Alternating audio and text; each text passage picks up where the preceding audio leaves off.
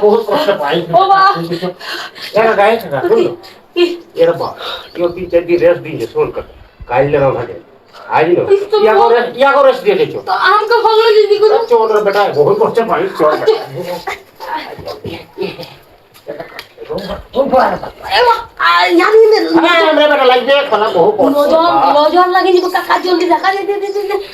দেখে না তোর বাপ বলে কি বলবি কোন নাম করবে বেটা বলো